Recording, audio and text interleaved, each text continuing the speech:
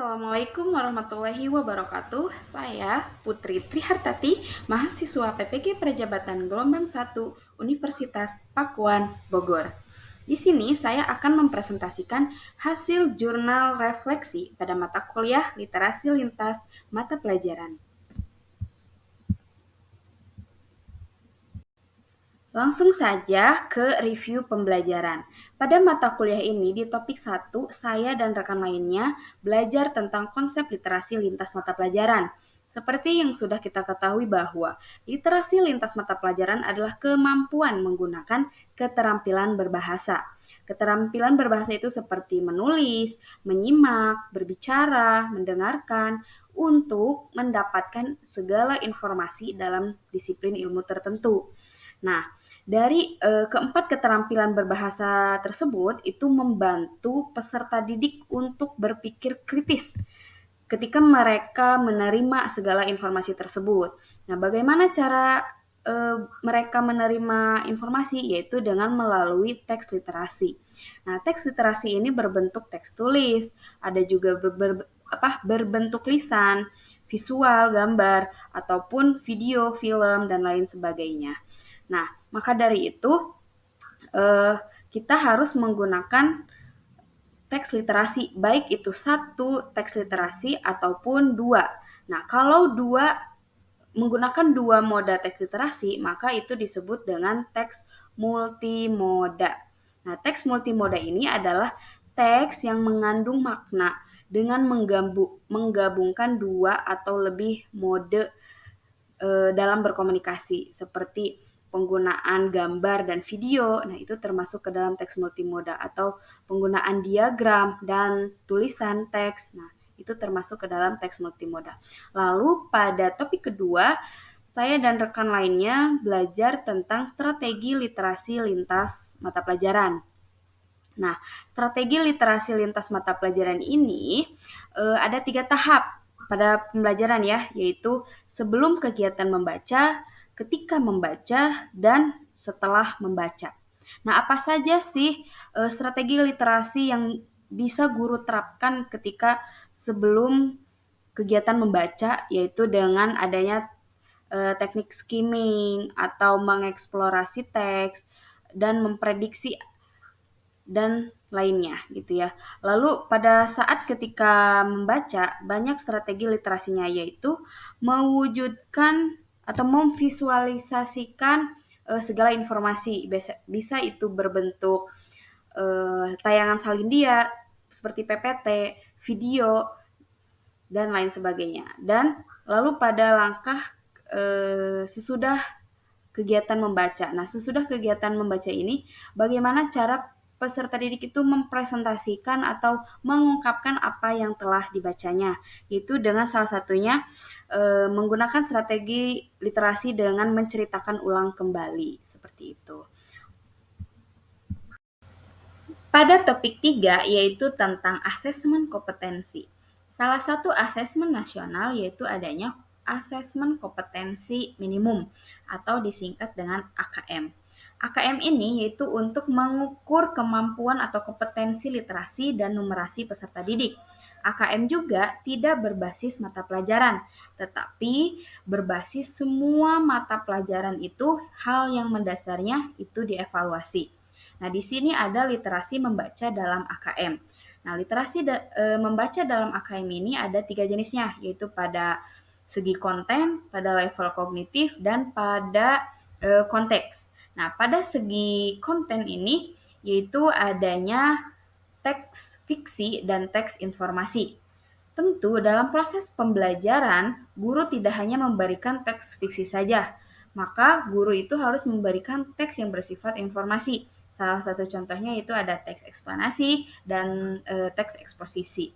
Lalu pada level kognitif ini, yaitu literasi membacanya, yaitu bagaimana siswa dapat memperoleh informasi dan bagaimana siswa itu mengintegrasikan dan bagaimana juga siswa melakukan kegiatan refleksi terhadap kegiatan membaca.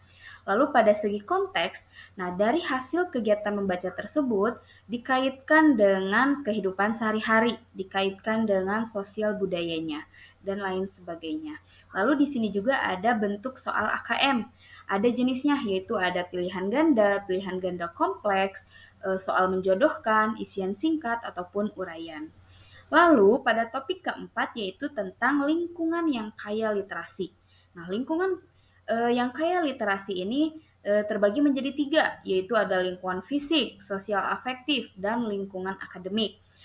Contoh dari lingkungan kaya literasi lingkungan fisik adalah seperti di dalam kelas adanya mading, lalu di dalam kelas adanya sudut baca, atau di dalam kelas adanya jurnal harian, di dalam kelas adanya pohon impian, yang dimana pohon impian itu di daun-daunnya terdapat tulisan buku yang telah dibaca oleh peserta didik. Lalu ada spanduk-spanduk untuk mendukung kegiatan literasi, misalkan membaca buku dapat menambah wawasan. Lalu terdapat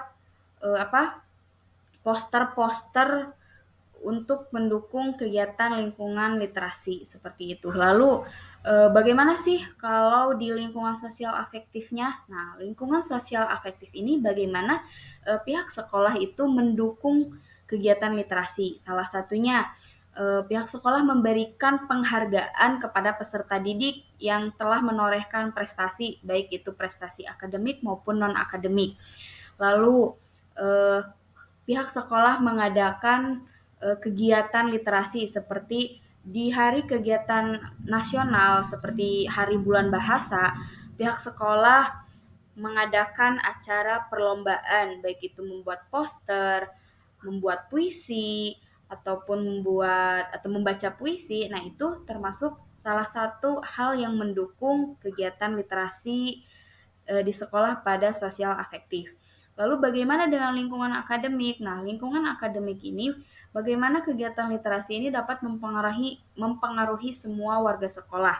Salah satunya yaitu salah satu contohnya, sebelum melakukan kegiatan pembelajaran, sekolah mengadakan pembiasaan membaca Al-Quran, pembiasaan 15 menit untuk membaca buku novel, baik fiksi maupun non-fiksi, lalu peserta didik menuangkan hasil bacaannya ke dalam jurnal harian, lalu dievaluasi oleh wali kelas. Nah, itu adalah salah satu lingkungan akademik yang mendukung. Refleksi pembelajaran pada mata kuliah ini menurut saya semua topik pembahasan pada mata kuliah itu sangat penting untuk dipelajari. Kenapa? Karena pada mata kuliah ini tuh mengajarkan saya sebagai calon guru itu untuk menerapkan kegiatan literasi dari sejak dini, baik itu dari lingkungan keluarga, teman, sekolah, maupun masyarakat. Nah, karena lingkungan keluarga itu sangat penting. Keluarga itu adalah madrasah pertama bagi anak. Maka orang tua perlu memberikan literasi yang baik kepada anak gitu. Misalkan dengan mendongeng, senang bercerita, maka anak akan menerima segala informasi, menerima segala kosakata yang dilakukan oleh orang tuanya sehingga mereka itu dapat mampu bersosialisasi ataupun beradaptasi di lingkungan sekolah maupun masyarakat. Nah, selain itu, mata kuliah ini sangat penting untuk menciptakan lingkungan budaya yang literat. Nah, lingkungan budaya yang literat ini harus diterapkan khususnya kepada masyarakat sehingga mereka itu dapat memahami segala informasi dengan membentuk pola pikir kritis. Jadi ketika ada segala informasi yang datang kepada dirinya, informasi tersebut tidak dimakan mentah-mentah, tetapi difilter terlebih dahulu. Sehingga budaya literat ini ya memang harus ada di dalam masyarakat. Nah, masyarakat akan memiliki wawasan yang luas serta memiliki karakter yang baik.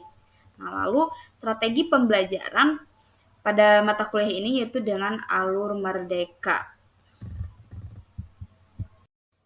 Berikut adalah artefak pembelajaran pada mata kuliah literasi lintas mata pelajaran.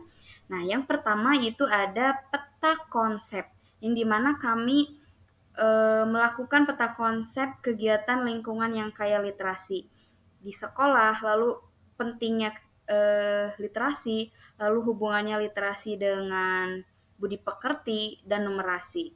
Nah, di sini ada barcode juga. Nah, barcode ini bisa kalian scan atau pindai untuk mengetahui apa saja artefak pembelajaran yang telah dilaksanakan. Lalu di bawahnya ada infografis yang dimana kami mempresentasikan di hadapan teman-teman dan dosen pengampu tentang budaya literasi sekolah yang ada di SMPN 3 Bogor. Lalu di sampingnya itu ada gambar tentang pada mata kuliah elaborasi pemahaman, yang dimana kami membuat strategi-strategi dalam menciptakan lingkungan yang kaya literasi. Lalu pada selanjutnya yaitu ada kegiatan aksi nyata. Nah, kegiatan aksi nyata ini kami membuat rancangan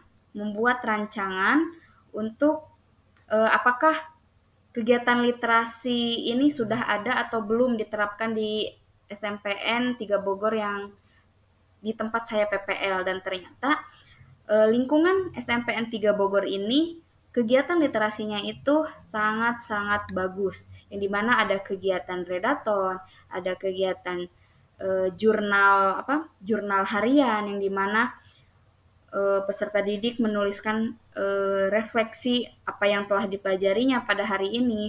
Lalu juga ada penilaian kelas, yang dimana penilaian kelasnya itu indikatornya ada mading, ada sudut baca, dan lain sebagainya, seperti itu. Pembelajaran bermakna yang saya dapatkan pada mata kuliah ini adalah kita sebagai calon guru ini perlu untuk mengetahui dan menerapkan strategi-strategi literasi lintas mata pelajaran, khususnya dalam pelaksanaan pembelajaran di kelas. Salah satunya yaitu dengan menggunakan teks multimoda. Baik, sekian hasil jurnal refleksi yang telah saya paparkan. Terima kasih. Wassalamualaikum warahmatullahi wabarakatuh.